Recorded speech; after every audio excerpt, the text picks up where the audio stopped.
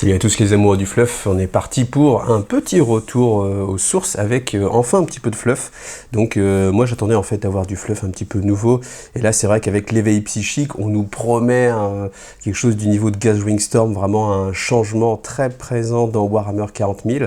Donc là on a le premier bouquin, alors il est assez petit, il est plus petit que ce qui va dans Gathering Storm, donc on va voir si la promesse est tenue pour l'instant ou pas.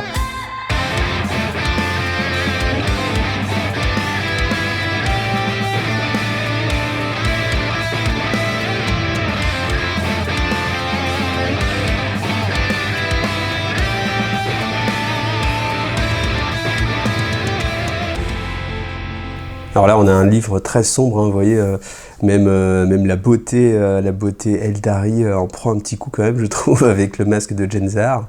Mais voilà, c'est la fin des temps, plus ou moins. C'est l'approche du jour du jugement dernier pour les Eldar, le Ranadandra.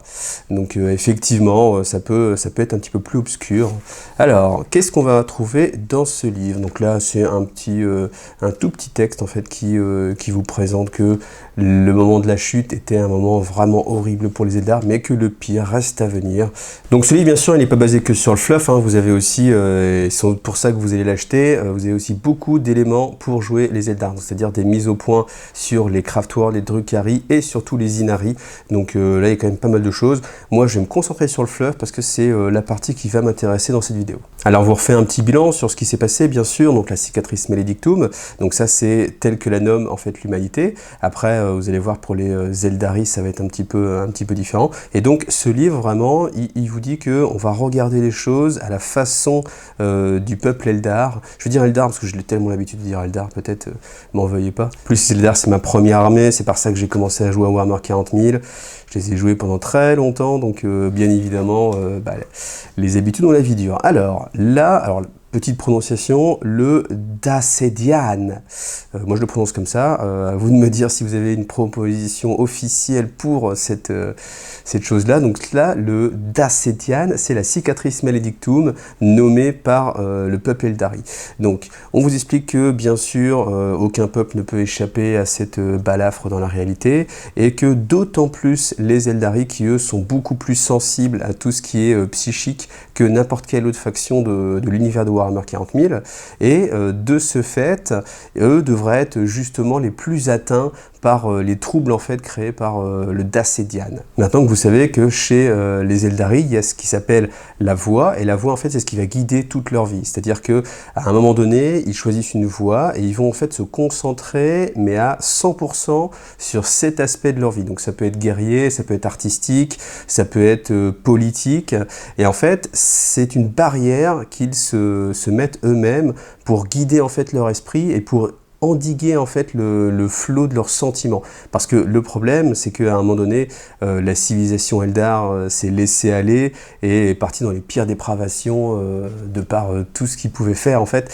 Et c'est ce qui a créé justement Slaanesh, et c'est ce qui a aussi formé l'œil de la terreur, qui plus tard est devenu l'origine aussi sans doute du Dathedian et de la cicatrice Maledictum. C'est assez dur à dire, hein, Dathedian ou Dazedian. Ils auraient pu choisir quand même un nom plus simple à prononcer. Alors, et donc de ce fait, la civilisation Eldari a pris plusieurs choix, enfin a pris plusieurs voies. Donc il y a eu la voie des vaisseaux mondes, des Craftworld. Donc ça c'est tous ceux qui sont le plus répandus en fait. Donc vous avez des Eldar qui sont partis dans des vaisseaux mondes, des grands vaisseaux spatiaux, qui sont devenus en fait des petits continents, et puis dans lequel ils suivent en fait la voie. Donc ils choisissent une voie, ce que je vous expliquais, et puis après ils vont rester dessus. Et une fois qu'ils pensent arriver au bout et avoir complètement maîtriser cet aspect de leur vie, du coup ils choisissent une autre voie. Voilà. Ou alors au contraire, ils restent prisonniers à jamais de cette voie-là. C'est ce qui va faire par exemple les exarques. Hein, quand vous êtes une Banshee, ça veut dire que par exemple vous avez choisi la voie de la Banshee, donc vous allez faire de votre mieux et vous allez être concentré à 100% pour être le meilleur combattant possible dans cette voie-là, mais il y a un petit cran au-dessus, et le petit cran au-dessus, c'est Exarque. Voilà. Exarque, ça veut dire prisonnier d'une voie qui a été choisie. Alors, les Eldar des vaisseaux mondes, on va les nommer les Azuriani. Voilà. À l'inverse, il y a les Drukhari, qui eux étaient les Eldar noirs, pour ceux qui sont un peu plus anciens dans le hobby. Et en fait, eux, ils ont accepté cette dépravation et se sont dit, on va aller encore plus loin. Et donc, du coup, ils vivent tous dans une cité qui s'appelle Komorra, Akomorak, qui est une sorte d'endroit perdu un petit peu au milieu de la toile. On ne sait pas trop exactement où c'est, ni dans l'espace réel, ni dans l'espace du warp, mais c'est quelque part par là. Et donc eux, en fait, leur but, c'est de torturer, de faire souffrir en fait les autres, parce que de la souffrance, ils tirent en fait leur pouvoir et ils prolongent comme ça en fait leur vie. Voilà. Parce que le problème en fait, c'est que avant que Slaanesh ne naisse et soit créé justement par la déprédation du peuple Eldari, et bien du coup, les âmes des Eldar étaient immortelles, c'est-à-dire qu'à leur mort, et bien tout simplement, ils prenaient en fait un cycle de réincarnation et revenaient justement à la vie pour continuer ainsi. Le problème, c'est qu'avec maintenant Slaanesh qui se fait appeler l'assoiffé, lui va aspirer toutes les âmes des Eldar parce que c'est les plus goûteuses à son goût. Et du coup, voilà, dès qu'un Eldar va décéder, et bien son âme va être aspirée justement par Slaanesh. Alors, pour se protéger de ça, tout ce qui est Asuryani, en fait, ils ont inventé le système des pierres-esprits. Petites pierres-esprits que vous voyez là. En fait, le principe, c'est que une fois qu'un Eldari va mourir, et bien du coup, son âme va être emprisonnée dans la pierre-esprit. Et après, de la pierre-esprit va être transmis au circuit d'infinité. Donc, faut imaginer que c'est une sorte de conscience globale qui est sur le Craftworld. Et puis, il va rejoindre en fait l'ensemble de ses aïeuls. Et puis, partager comme ça une vie de non-vie en fait entre la mort et la vie, mais toujours en étant conscient en fait, voilà. Et troisième possibilité aussi, enfin il y en a même 4 techniquement, troisième possibilité, vous pouvez être aussi un arlequin. Donc les arlequins, eux, c'est ceux qui vivent directement en fait dans la toile, donc qui vont de vaisseau monde en vaisseau monde, qui vont aller aussi à Akomorak, et qui eux en fait ont un but de... Alors, à la fois de divertissement, mais aussi en fait de propagation de la sagesse du passé. C'est-à-dire que, en fait, c'est une troupe de théâtre, un peu comme un cirque itinérant, qui va justement aller dans certains endroits et qui va reprendre toutes les traditions Eldar pour justement que la tradition ne se perde pas et que, eh bien, du coup, les Eldari ne recommettent pas en fait la même erreur. Voilà. Et la quatrième faction, dont on parle un tout petit peu ici, mais qui ne va pas avoir de règles, qui n'a pas encore été traitée, mais où certains ont déjà fait des conversions, hein, j'en ai déjà vu pas mal, c'est les Exodites. Les Exodites, c'est les premiers Eldar à avoir senti que la civilisation partait un petit peu en cacahuète, et du coup, ils sont partis en exode justement sur des mondes très lointains, et on renie un petit peu toutes les dépravations, et puis on va dire que c'est un petit peu les paysans, hein, c'est les gros clichés, mais c'est ça, et donc du coup, ils vivent avec des gros lézards. Si vous aimez les Dinos Riders, du coup, vous êtes bien, puis si vous aimez les conversions, voilà, vous prenez des dinosaures, vous mettez un petit peu de technologie dessus, puis vous avez des exodites, voilà. Donc les exodites, hein, sont encore présents dans le fluff, et là vont plus ou moins intervenir. Donc voilà, ça c'était pour faire un petit peu le point. Et donc l'idée c'était que on pouvait se dire que les Eldari en fait étaient les plus sensibles et donc du coup allaient être les plus affaiblis par l'apparition de la cicatrice Meligdum. Mais en fait, de par leur entraînement spirituel, et bien du coup les Asuryani, c'est-à-dire ceux qui vivent dans les Craftworld, eux ont toujours fait en sorte de baliser leurs pensées, leurs sentiments et de canaliser en fait leur volonté. Ce qui fait qu'ils ont toujours été préparés en fait à ce moment-là. Et c'est ça qui est intéressant, c'est que du coup ils vont avoir en fait des bénéfices même avec l'apparition de la cicatrice Meligdum. En fait, l'idée c'est que les grands prophètes pensent en fait que le flot de warp qui jaillit comme ça dans l'univers matériel renforce complètement tout ce qui est pouvoir psychique. Et comme la civilisation Eldar est de base sensible au psychique, et bien du coup en fait tous les individus vont être un petit peu uppés par cette cicatrice, et donc de ce fait deviennent plus forts, deviennent meilleurs, et même ceux qui sont complètement guerriers vont gagner quand même en fait de nouvelles compétences, et puis trouver un subtil équilibre et devenir comme ça un petit peu meilleur. C'est un petit peu aussi l'idée de la renaissance qu'on va trouver dans ce livre-là. Alors dans cette partie-là, l'ancien et le nouveau, justement, je vous en ai déjà parlé, en fait, c'est les différentes voies qu'ont suivi le peuple, enfin les façons dont se sont divisés en fait les peuples Eldari, et donc du coup on a les Drukhari, les Asuryani, les Exodites, et puis les Arlequins. Et en fait, le système aussi, c'est qu'il y a plusieurs courants de pensée.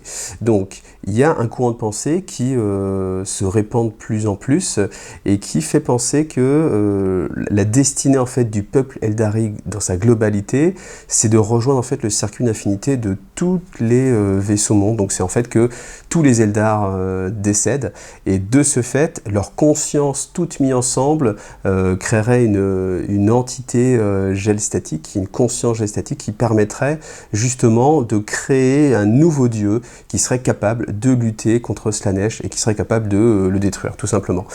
Alors, bien sûr, là, on est vraiment dans la mythologie du phénix, hein, c'est-à-dire qu'il faut mourir pour pouvoir revenir à la vie plus fort. Après, il y a maintenant, depuis les Inari, donc les Inari qui est encore une sous-faction, enfin, sous-faction, on ne peut pas parler forcément de sous-faction, mais qui est encore un autre courant de pensée. Les Inari, en fait, c'est ceux qui pensent qu'il y a une autre voie cachée, et cette voie cachée, c'est simplement utiliser l'esprit des morts et intégrer directement, un petit peu comme si votre corps était lui-même une pierre-esprit, intégrer directement l'âme des défunts, et puis les préserver en fait de l'assoiffé, les préserver aussi des pierres-esprits, au final, plus ou moins. Là, c'est un petit peu flou, parce que, et à la fois, ils utilisent les pierres-esprits, et à la fois, justement, ça, c'est une autre façon, justement, d'utiliser l'âme des défunts. Et bien sûr, la grande prêtresse des Inari, c'est bien sûr Yvraine. Donc, Yvraine qui s'est fait plus ou moins posséder par la puissance du nouveau dieu. Donc, le nouveau dieu, c'est Inid.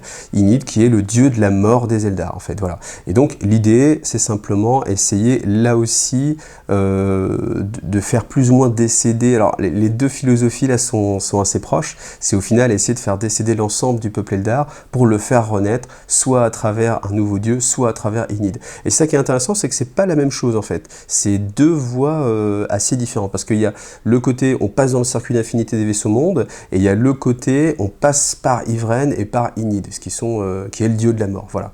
Donc ça, c'est assez intéressant, parce que c'est vrai que c'était pas forcément quelque chose de très explicite avant, voilà. Donc là, voilà, c'est ce qu'on vous dit un petit peu ici, c'est que Yvraine, en fait, elle a une personnalité extrêmement multiple, parce qu'elle a en elle, en fait, toutes les âmes des Eldari qui sont morts justement à côté d'elle, que ce soit Drukhari, Azuriani, ou même Exodite, ou peu importe. Donc du coup, elle a ce côté un petit peu âme changeante. Et une autre façon justement dont se nomment les adeptes d'Yvraine, ce sont les exhumés. Voilà. Donc ça, c'est un terme qu'on va retrouver un petit peu de temps en temps. Donc on retrouve bien sûr, comme à l'habitude, une carte de la galaxie, avec toujours bien sûr la cicatrice maledictum, le segmentum solar, et puis les différents craftworn, voilà, qui sont plus ou moins proches. Vous voyez que quand même, ça se rapproche beaucoup en fait de Terra. On sent que ça se resserre plus ou moins, parce que toute cette partie-là, le segmentum obscurus qui est ici, et bien voilà, il y a juste un alors lequel c'est en plus, je ne sais même pas. On va le retrouver, craftworn Mimeara, ouais. Donc voilà, alors là au niveau du fluff, on vous présente quelques vaisseaux mondes comme ça qui ont été développés comme ça au fur et à mesure. Donc voilà, hop, vous pouvez lire si vous voulez. Alors le chasseur déchaîné, en fait, là c'est le point de vue de Slaanesh lui-même. Donc bien sûr, Slaanesh a connaissance de l'existence de Inid et sent que ça peut être vraiment une menace. Donc là c'est clairement dit, Slaanesh sait que du coup si tous les Eldari venaient à donner leur âme à Inid, et bien du coup le pouvoir du prince des plaisirs serait brisé. Et donc pour lui c'est une menace assez sérieuse, hein, qui prend vraiment au sérieux. Et donc bien sûr au-delà de ça, il y a aussi sa passion en fait pour les âmes, et bien sûr Yvraine et l'incarne en fait sont des réceptacles pour une quantité énorme d'âmes Eldar, ce qui fait que bien sûr s'ils réussissaient à s'approprier leur âme, en fait ce serait vraiment le jackpot, puisque ce serait le coffre-fort aux âmes Eldari. Donc du coup bien sûr Slaanesh va s'intéresser beaucoup à Yvraine, et parce qu'elle représente une menace, et aussi parce que ce serait la magnifique petite friandise dont Slaanesh aurait besoin. Alors pour ce faire, au lieu d'intervenir lui-même, bien sûr, il va intervenir par le biais de, comment il s'appelle, Shalaxi Hellbane, qui est un prince démon doué en fait dans l'assassinat, et dont il s'est fait la spécialité.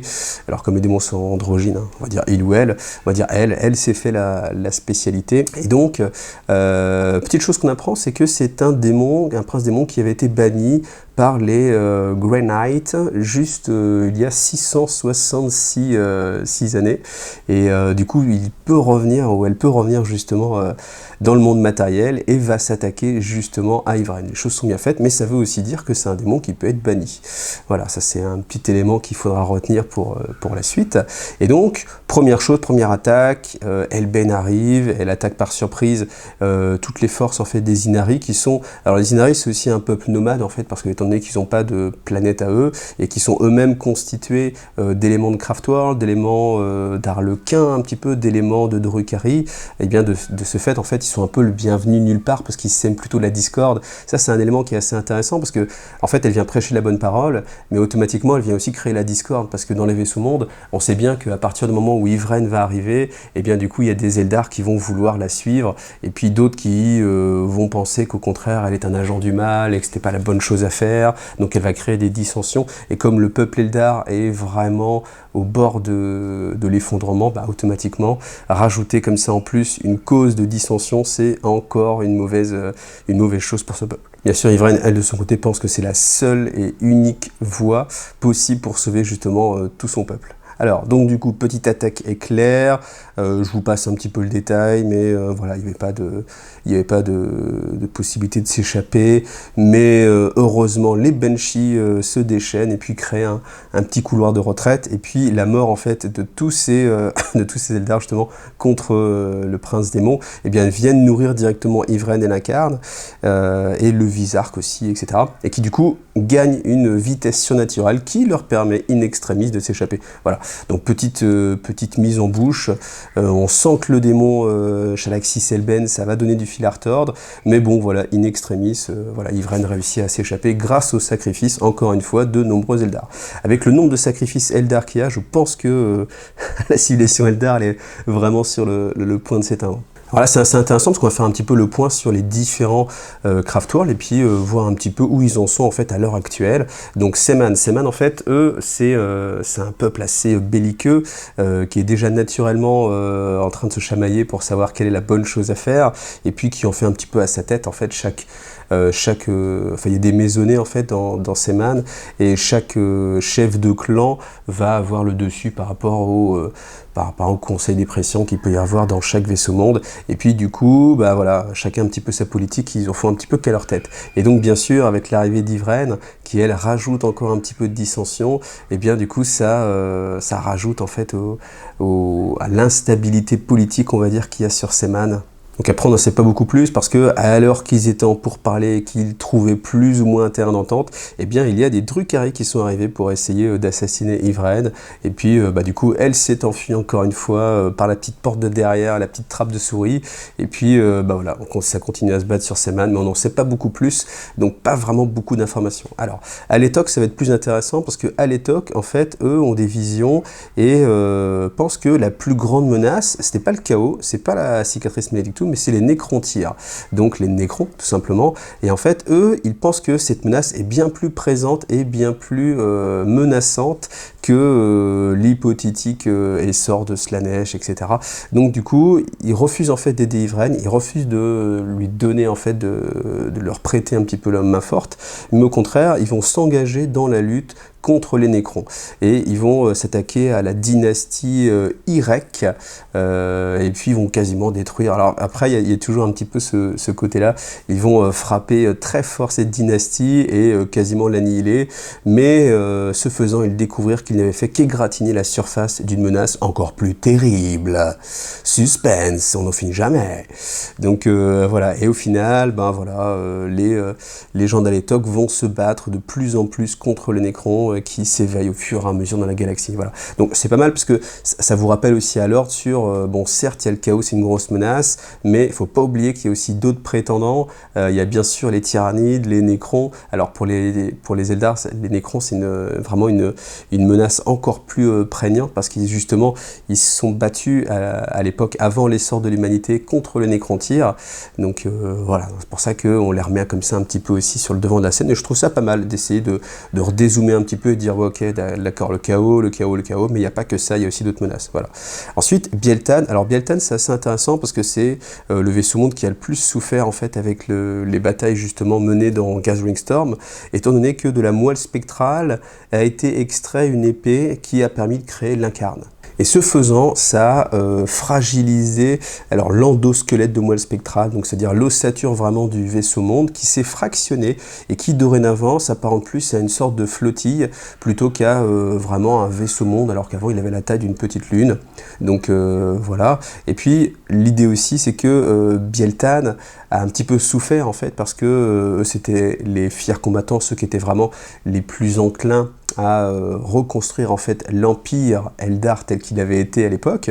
Et bien du coup, en fait, il défendait absolument toutes les planètes exodites pour justement leur permettre. Parce qu'en fait, les gens de Biel-Tan pensent que la civilisation Eldar va renaître de par les exodites et qu'il faut absolument préserver ces mondes et les mondes vierges. En fait, les mondes vierges, c'est des mondes qui ont été terraformés ou eldarisés pour justement créer des planètes aptes à accueillir justement la civilisation Eldar par la suite, mais c'est des mondes qui bien sûr se sont fait un petit peu phagocyter par les tyrannides, les orques et puis toutes les autres espèces, l'humanité aussi bien sûr. Donc c'est pour ça que les Eldar de Biel-Tan sont très belliqueux parce que pour eux en fait ils ont créé des mondes et puis ces mondes en fait se font happer et puis d'autres viennent profiter en fait de leur effort. Voilà. Et ils ont vraiment un cœur de défendre tous les peuples exodites et justement là on vous parle en fait d'une bataille où ils viennent défendre en fait les exodites, voilà.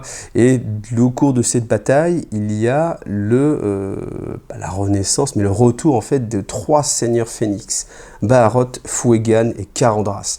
Et en fait, dans la mythologie Eldar, un petit peu comme avec le retour des Primarques, etc., le retour des seigneurs phénix annonce plus ou moins la fin des temps Eldar, donc c'est le Ranadandra, la guerre ultime, le dernier moment, cette bataille apocalyptique où tous les seigneurs phénix seraient réunis en fait les uns avec les autres. Et on sait qu'on a déjà vu Jenzar, on a déjà vu Fouegan, Baharot, donc voilà, Fouegan et Karandras, voilà. Donc du coup, ça en fait 4. Donc là, on sent qu'on approche un petit peu vraiment de la fin, donc pourquoi pas. Là, on va voir ce que ça va nous donner. Mais c'est aussi un petit pas en avant pour dire, vous voyez, tac, on se rapproche, l'heure avance, voilà. Bon, malgré tout, l'heure est toujours pas là et ça fait des années qu'on avance vers l'heure sans jamais, ouais, c'est un peu comme, attention, bientôt la fin, mais attention, bientôt, et puis au final, ça fait des éditions que ça avance pas. Mais bon, là, on nous a promis, on nous a dit, ça va avancer, donc voilà.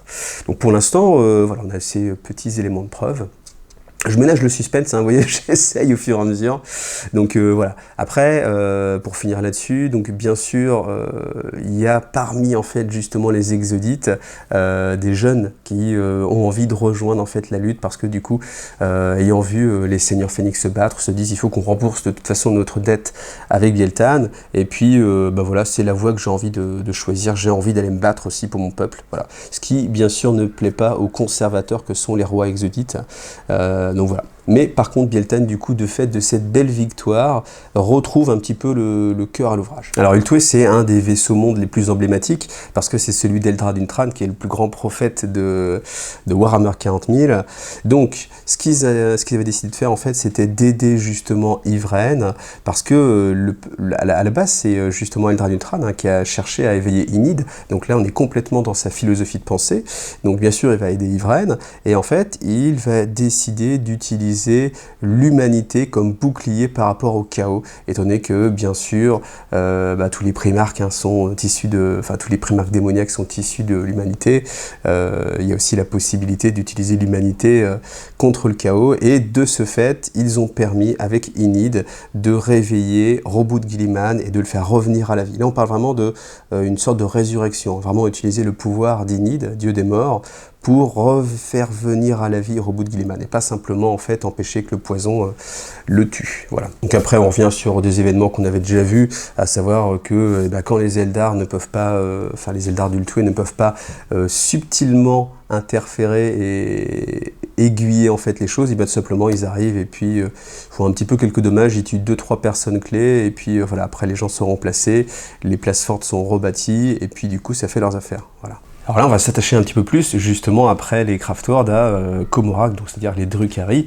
Donc bien sûr, la cité, en fait, de Comorac a vraiment souffert de la naissance de Ynide, en fait, de Yvraine, enfin de la transformation, en fait, d'Yvraine, parce que c'est au sein de ces arènes, justement, qu'Yvraine a acquis, en fait, la puissance de Ynide, et ça a créé une sorte de faille warp plus ou moins prononcée qui a englouti une partie de la cité. Et bien sûr, des démons sont arrivés, etc. Donc ça a créé beaucoup de bazar.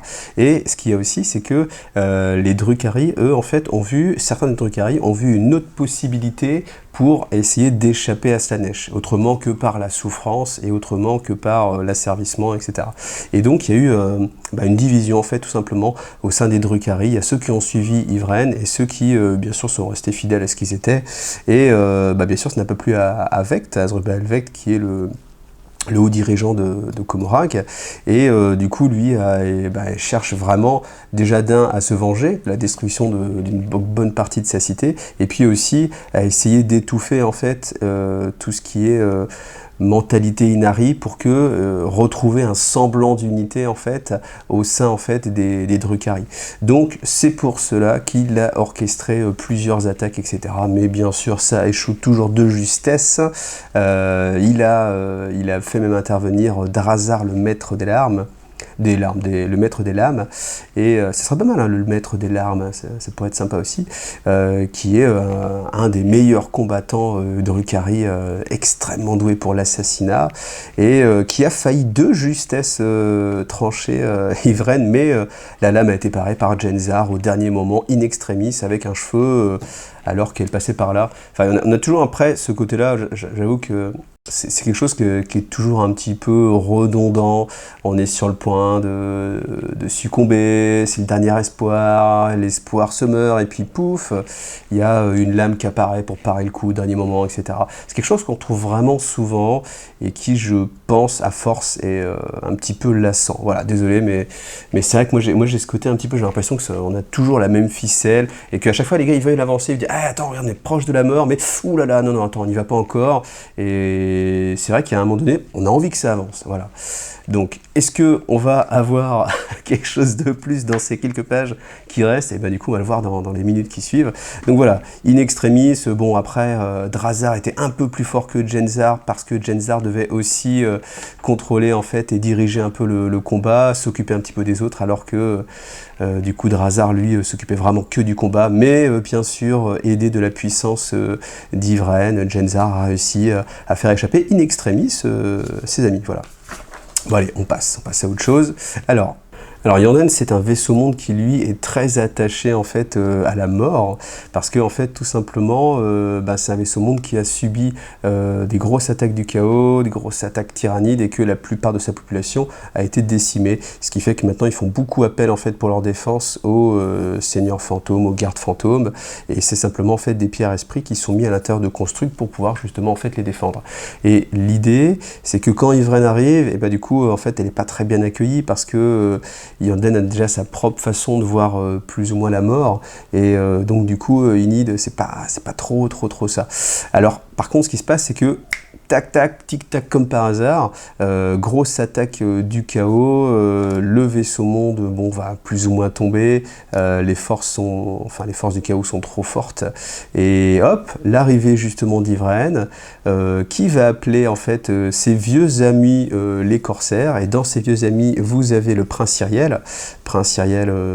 Bon je vais pas trop rentrer dans les détails, je vous invite à aller regarder, je dois avoir, si vous allez regarder le fleuve des vaisseaux monde, je dois en parler, parce que justement c'est un passage qui est assez important, et donc du coup le prince Syriel va aller se sacrifier pour arrêter le chaos et va décéder, mais Yvraine va réussir à le faire revenir à la vie, à le ressusciter. Et du coup, voyant cela, les grands prophètes d'Yanden se disent, alors attends, elle a le pouvoir quand même de ramener à la vie, elle a le pouvoir aussi d'unifier les factions Drukhari, Azuriani, et les Drukhari, eux, ont aussi la possibilité, alors là c'est assez étonnant, mais voilà, ont la possibilité de manipuler la chair morte pour la faire revenir à la vie. Ce qui veut dire qu'au final, on pourrait simplement décéder, alimenter Ynide, Ynide va vaincre Slaanesh, et du coup après, les Drukhari reconstruisent à partir de la mort les corps des Eldar, et puis voilà, on a triomphé comme ça de Slaanesh, et puis on peut de nouveau repartir sur l'hégémonie Eldari. Donc c'est une théorie qui est assez intéressante, et alors on n'a pas le dénouement parce que bien sûr il reste encore quelques tomes, mais au sein de Yanden, bien sûr il y a les partisans du pour et les partisans du contre qui vont s'affronter, et on ne sait pas, mais ce qu'on sait c'est que la planète Yat-Glas, théâtre d'une grande convergence de destin, approche à l'horizon. Voilà. Donc là, ce premier livre, hein, c'est vraiment ça. On vous met un petit peu tout en vue, en disant bon voilà, on met une petite pièce par-ci, une petite pièce par-là. Voilà comment ça pourrait se passer. Mais pour l'instant, vous voyez, on est déjà à 20 pages. On sent que ça toujours pas beaucoup avancé. Alors rire face à la mort, là ça va bien sûr être la façon dont les choses vont être gérées en fait par les Arlequins. Donc les Arlequins, eux, en fait ils sont adeptes du dieu moqueur, donc Ségorach, et eux bien sûr c'est encore autre chose, donc ils sont et pour et contre. En fait, ils cherchent à sauver bien sûr leur peuple, mais parmi eux, certains peuvent quand même changer plus ou moins d'avis et se dire que pourquoi pas, il y a peut-être un espoir de lueur d'espoir justement du côté d'Yvraine, et donc du coup peuvent la suivre. Alors là, on dit ici que Yvraine en fait beaucoup de cauchemars, donc des prédictions hein, tout simplement, et puis elle se voit mourir tout simplement, sans doute assassinée par Elbane. Et en fait, elle sait que sa seule façon plus ou moins de s'en sortir, c'est de réussir à rallier en fait toutes les factions. Et là, elle va essayer de trouver en fait un soutien parmi les Arlequins, et en fait, elle a besoin d'un solitaire. Donc les solitaires, c'est un des meilleurs combattants des Eldari, qui est celui en fait qui dans la troupe va représenter en fait Slaanesh, et qui du coup va être un petit peu mis à l'écart de la troupe, mais qui a des talents martiaux incomparable. Voilà. Donc sa mission, ce qu'elle se donne comme quête, c'est d'essayer de retrouver justement un solitaire qui du coup se cache à travers la population, donc qui est très difficile à déceler, et puis ainsi essayer de former justement cette alliance entre les différents peuples Eldari. Alors par contre, dans ces passages-là, c'est là, à mon avis, on va voir la clé de voûte de l'ensemble du livre et sur la suite de Psychic Awakening. Donc je vais vous le lire. Alors qu'Yvraine était plongé dans ses méditations sur le monde d'Iashi, le visage se présenta à elle en inclinant la tête et en appuyant le front contre le pommeau de l'épée de Cridaphone. Il évoqua deux êtres d'exception qui cherchaient audience auprès d'elle. L'un d'eux était un magnifique Eldari qui portait deux épées longues en travers du dos, et l'autre une humaine vêtue d'une armure énergétique noire qui contrastait avec le blanc éclatant de sa chevelure. Cette dernière était dotée d'une aura psychique si puissante qu'elle blessait l'esprit. Et là, je pense que ça fait plus ou moins référence à des personnages qu'on va justement voir venir, mais j'avoue que je vois pas à qui ça fait référence en fait. Donc on a vu, moi j'ai vu les quelques vidéos de Psychic Awakening où il y a justement en fait une inquisitrice, mais justement comme elle n'a pas de chevelure, au début je pensais que c'était l'inquisitrice, mais en fait non, parce que comme elle a le crâne rasé et que là on parle de sa chevelure, du coup ça veut dire que c'est pas elle. Donc voilà. Si vous avez des pistes, et bien du coup, je suis preneur. Mais on sent quoi qu'il arrive que ça va être vraiment le lien entre justement tout le cheminement d'Yvraine et puis l'Imperium. Et alors du coup, de cette rencontre naît un petit pacte où Yvraine accepte de venir aider du coup ces deux personnages, en échange de quoi, et bien du coup, il devrait leur fournir un solitaire. Voilà, tout simplement. Donc on arrive à la dernière page fluffique, les doubles pages fluffiques, parce qu'après du coup on va directement aller vers l'émission, donc voilà, grosse révélation, on va voir. Alors dans ces dernières pages, entre espoir et désespoir, alors qu'est-ce qu'on va voir? On va voir en fait Yvraine qui va arriver avec toute sa cohorte sur la planète de Yat-Glas, et dans ce monde paradisiaque du coup qui est entretenu en fait par les Exodites, et bien elle va leur demander tout simplement assistance. Malgré tout, les Exodites vont refuser de l'aider, mais disent qu'ils ne vont pas entraver en fait son action, parce que tout simplement son but c'est de livrer le combat contre Elbane, qui est justement venu là pour l'achever, et en fait de fait qu'elle ait rêvé en fait depuis très longtemps ce moment-là, et bien du coup elle est plus ou moins préparée en fait, donc elle a pu créer en fait des sortes de pièges justement pour contrer les attaques des démons. Et puis ce qu'on voit aussi, c'est que il y a toute une force Eldari qui va se rassembler, que ce soit des Drukhari, justement des Arlequins, des Zemonkili, des Shadowseer, etc. Parce qu'en fait, soit ils ont été appelés par les émissaires d'Yvraine, et du coup sont venus, ou soit eux-mêmes en fait ont vu à travers leur vision qu'il y a à avoir une bataille décisive justement à cet endroit, et ont envoyé justement leurs forces pour essayer d'influencer le destin et de faire pencher la balance du côté des Eldari. Alors, au bout de la 6e heure du 6e jour de la 6e semaine, donc là ils ont eu le temps quand même de vivre, 6 semaines quand même, c'est un petit peu long, enfin c'est presque 7 semaines, c'est presque surnaturel en fait d'essayer de faire cohabiter, on s'en rend pas compte parce que là ils le mettent en mode c'est 666, le chiffre de Slanesh, etc. Mais au final, ça veut quand même dire que pendant 7 semaines, ce qui est assez long, on a en fait tous les peuples, tous les représentants Eldar qui cohabitent ensemble en un même lieu, donc ce qui est plutôt je dirais presque une réussite déjà de la part d'Yvraine. Bon, après c'est pas celui du tout comme ça, mais c'est vrai que c'est déjà là. Alors ensuite, ce qu'on va avoir, c'est bien sûr le combat. Donc Elben avance, rôdant vers sa proie. Bien sûr, Yvraine a prévu en fait tout ça parce qu'elle a déjà rêvé des dizaines et des centaines de fois. Donc elle va réussir à contrer en fait toutes les attaques éclairs, mais bien évidemment, Elben se ressaisit et réussit quand même à approcher de sa cible. Et on arrive au moment final. Pendant ce temps, 5 champions se précipitent à l'assaut du démon. 5 âmes qui flamboyaient au milieu d'une fournaise vivante d'énergie noire. Donc on a Lilith Esperax, et oui, Lilith Esperax qui est venue aider justement Yvraine, sachant que, on s'en rappelle, mais c'est Lilith Esperax qui se battait contre Yvraine au moment où justement elle a connu l'ascension et la renaissance à travers Inid, donc voilà. Ensuite, on a le Visarche, évidemment, on a Yvraine, on a, on n'a pas Lincarne n'est pas encore là, étonnamment, mais on a Jenzar, et puis le solitaire. Alors, le solitaire n'est pas nommé, mais du coup, il y a quand même un solitaire qui est là pour ce combat final. Donc, vous voyez qu'on est là, le combat commence, le combat qui suivit fut légendaire, Elben fut isolé de la horde démoniaque par des lignes de bataille, blablabla, on arrive là, l'issue du conflit sera déterminée par le duel entre Elben et les champions d'Yvraine. What's next? Mission. Et en fait, c'est vrai que quand je suis arrivé là, je me suis dit, ça y est, ils nous ont refait le coup. Au final, si on résume, qu'est-ce qui se passe? Yvraine tente de rallier un petit peu tout le monde depuis Gathering Storm, depuis qu'elle a réveillé Robout Glimad. Elle se sert en fait de l'humanité tout simplement comme d'un bouclier pour protéger le peuple Eldar. Très bien. Ensuite, elle veut voir un petit peu tout le monde en demandant de l'aide, en demandant de se rassembler, en proposant une autre solution.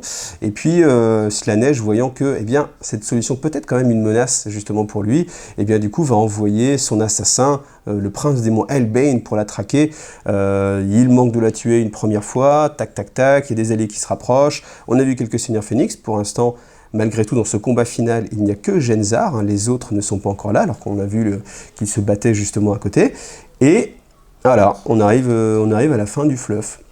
Donc je vous avoue, quand je suis arrivé là, alors je vais passer comme ça aussi un petit peu le livre, comme ça vous permet de le voir, et je me suis dit, waouh, la déception, parce qu'ils nous ont teasé avec leurs vidéos, ça y est. Et en fait, le truc, c'est que, ayant connu Gathering Storm, et qui moi, me semble vraiment la pierre angulaire du nouveau fluff de Warhammer 40 000, et bah du coup, je me disais, bon, ok, ils vont continuer, ça y est, on avance dans le fluff. Et puis bah voilà, ces 20 premières pages, combien de pages? Ouais, c'est 22 premières pages. Honnêtement, elle me laisse sur ma faim, parce que il y a rien en fait, il s'est rien passé, on n'a rien appris, on a appris des petits trucs, allez ok, mais c'est faible, vraiment pas grand chose. Donc voilà, donc bon après voilà, vous avez les améliorations pour les Eldari, etc. Je vais passer, mais heureusement, quand même, en arrivant sur la fin, on va quand même avoir un petit texte de fluff. Donc voilà, on avance un petit peu. Je vais essayer d'aller plus vite. Donc heureusement, on a quand même pas mal de fluff là-dessus, sur justement les différents personnages. Mais bon, ça n'évolue pas. Par contre, quasiment à la fin, on a quand même une dernière petite croquette avec un dernier petit passage de fluff. Donc voilà, heureusement, on s'arrête pas là-dessus, parce que là, je dois dire que si on s'était arrêté là-dessus, je serais vraiment resté vraiment sur ma faim, et avec une vision assez négative justement de toute la hype qu'on a pu avoir. Mais heureusement, on a quand même une avancée un tout petit peu avec ce fluff-là. Et ce fluff-là, ça va être quoi? Ça va être tout simplement ce combat final entre Yvraine et ses 4 amis contre Elbane. Alors ce combat final, comment il se passe? Vous allez voir, il se passe assez vite. Donc bien sûr, quelques petits échanges. Ensuite, on a le solitaire qui va essayer de porter une attaque décisive. Il utilise son baiser d'Arlequin. Manque de chance sur un démon majeur. Du coup, toute la douleur en fait se transforme en plaisir. Et donc le solitaire est proprement découpé en deux. Ensuite, Jenzar essaye d'attaquer, mais elle est contrée et son corps a dû se briser, mais heureusement elle réussit à canaliser, grâce à ce que lui a appris Yvraine, en fait la force de toutes les âmes défuntes qui sont autour d'elle, parce que bien sûr il faut imaginer que tout autour vous avez un grand combat, et réussit du coup à supporter cette douleur et à revigorer, réparer son corps. Elle met aussi en difficulté ainsi le démon majeur, qui fait mine de reculer. À ce moment-là, le Visarque se dit tiens, c'est le moment, je vais essayer de l'achever. Il s'approche, mais malheureusement c'était une feinte, et c'est ainsi que Elbane attrape le Visarque et l'empale complètement. Donc, et pendant qu'elle voit le Visarque s'effondrer au sol, et bien du coup un tentacule arrache la gorge. Ils aiment bien arracher la gorge, hein, vous vous rappelez, hein, c'est ce qu'on avait eu aussi pour Marnus Calgar. Donc là aussi c'est la même chose, la gorge arrachée, Yvraine s'effondre et voit simplement l'énergie d'Inid lui être arrachée par un horrible sortilège.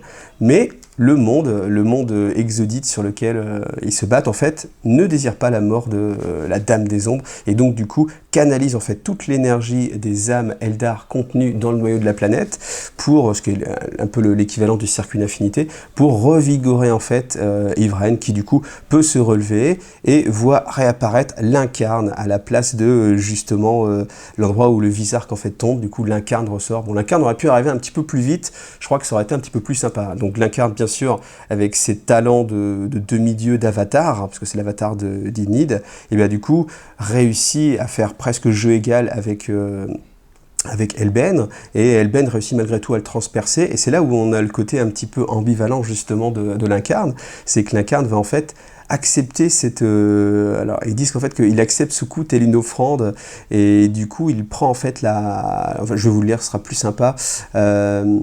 Elbane contre-attaquait avec force et sa lance s'enfonça dans la poitrine de l'Incarne, mais le rictus de l'avatar s'élargit. Il se saisit de la lance comme s'il s'agissait d'un cadeau et la maintient en place. Yvraine bondit, sa lame fendant le ventre du démon, et cependant que Jenzar saillit son sternum. Un instant plus tard, les lames de Lilith s'enfonçaient dans les yeux de la créature. Et là, on a le démon qui se retrouve banni. Et là, Yvraine, bien sûr... alors, on est passé de... ils sont quasiment tous morts, hein, ça y est, ça se retourne. Retournement de situation, tels les plus beaux films d'Hollywood. Et donc, du coup, le démon va être banni. On sent toutes les forces démoniaques qui commencent à disparaître et à se dissiper. Et du coup, pour Yvraine, c'est le symbole fort de l'union des Eldar. C'est-à-dire que elle va pouvoir, à travers ce symbole, renforcer toute l'alliance fragile qu'elle est en train de créer entre les Azuriani, les Drukhari, le solitaire, enfin tout ce qui est les Arlequins et les Exodites aussi peut-être même, donc pour créer vraiment une force qui sera à même de lutter efficacement justement contre Slaanesh. Et contre toute attente, alors que justement tout le monde se félicitait que ça se passait bien, et bien simplement Elbane réapparaît en disant écoute ma petite Yvraine, je crois que tu t'es juste fait avoir, en fait c'était juste un mirage, c'était juste une mise en bouche pour te montrer un petit peu ma puissance, mais tu te battais simplement contre une illusion, donc tu as bien failli mourir, mais c'était qu'une illusion, et donc du coup ta victoire n'a servi à rien, et en fait toutes les âmes Eldar qui ont été données justement n'ont servi à rien, et ta victoire est vaine. Et c'est ainsi que du coup Yvraine commence à basculer un petit peu dans le côté amer des choses. Alors elle se démonte vite quand même, hein. J'avoue qu'elle se démonte vite, et du coup c'est pareil, tous les autres Eldari qui sont autour commencent du coup à se chamailler en disant bah non c'était de ta faute, etc. Les vieilles rancœurs réapparaissent, enfin ils changent vite d'avis hein, quand même, hein. C'est un petit peu facile, hein. Mais voilà, et donc du coup alors qu'on était sur une phase ascendante, on se retrouve sur le bord du précipice, évidemment. Et puis, à ce moment-là, le Visarque, qui a été ressuscité par la puissance, justement, d'Inid, encore une fois. Donc là, du coup, aucun personnage n'est mort, hein, au final, hein, si ce n'est le solitaire. Le solitaire, peut-être, lui, n'a pas été... mais en même temps, il n'était pas nommé, etc. Mais le Visarque est qui était censé avoir été tué, du coup renaît encore une fois avec la puissance d'Enid. Donc du coup c'est assez pratique, hein, parce que là on peut faire vraiment mourir des personnages, mais attention, on peut quand même les faire revenir, donc n'ayez crainte les amis, tout le monde va survivre, même le démon majeur au final, Elben qui va rester là. Et voilà, et on en arrive là, du coup Yvraine repart en quête, en se disant bon il faut quand même que je réussisse, je jure que je réussirai, quel qu'en soit le prix, à vaincre Slaanesh et à triompher à triompher de Slaanesh tout simplement. Et voilà, et là par contre il n'y a plus de page, il n'y a rien de caché, il n'y a pas de petite enveloppe à l'intérieur de la couverture, il n'y a plus rien, et au final, eh ben on n'a pas avancé non plus mes amis en fait, parce que qu'est-ce qui s'est passé? Combat, attention on est proche de la mort, et au final, bah non, retour à la case départ, et voilà. Et donc, du coup, j'avoue que j'ai été déçu par tout ce côté fluff de l'éveil psychique, où du coup, ça avait été quand même bien monté, bien hypé, on voit justement cette inquisitrice, là, vous avez vu cette vidéo sur Warhammer Community, on voit cette inquisitrice comme ça qui se fait visiter justement par un Eldari, et puis on sent qu'il va se passer des choses, et on vous dit, là, c'est l'éveil psychique, attention, il va vraiment se passer des choses. Enfin, certains... Parmi nous, on imagine vraiment que ça peut être la fin des temps de Warhammer 40 000, le début. En tout cas, moi j'avais lu à l'époque les livres de la fin des temps de Warhammer, de Warhammer V8 du coup, qui du coup est devenu Age of Sigmar. Enfin, il se passait vraiment plus de choses et on était beaucoup plus proche de Gathering Storm. Là, avec l'éveil psychique, pour l'instant, on se rapproche beaucoup plus de Vigilus, où il se passe des choses, mais au final, pas tant que ça. On reste sur le statu quo, un petit peu comme ce qu'on a pu connaître avec les croisades noires d'Abaddon, etc. Après, ce livre-là, vous pouvez aussi l'acheter complètement pour les règles, en fait. C'est-à-dire, vous avez les Craftworld, les Drukhari, les Inari, donc mieux traités qu'à travers le White Dwarf. Et puis après, vous avez aussi des missions. Hein. Moi, je sais que j'avais joué alors les 2 premiers tomes de Gathering Storm, j'avais essayé de faire toutes les missions, et c'était vraiment quelque chose de super, parce que faut pas oublier que dans 40 000, il y a aussi le jeu narratif, il n'y a pas que le jeu en mode tournoi optimisation, et franchement, on prend vraiment plaisir à se raconter des histoires, et à essayer de revivre un petit peu au final ce qui se passe dans le monde de 40 000. Voilà. Donc j'attends avec impatience le 2e tome, en espérant que le côté fluff là sera vraiment beaucoup plus dopé, avec une promesse tenue, hein, parce qu'on nous parle vraiment d'une avancée majeure dans le fluff, donc j'espère, tout simplement. Voilà.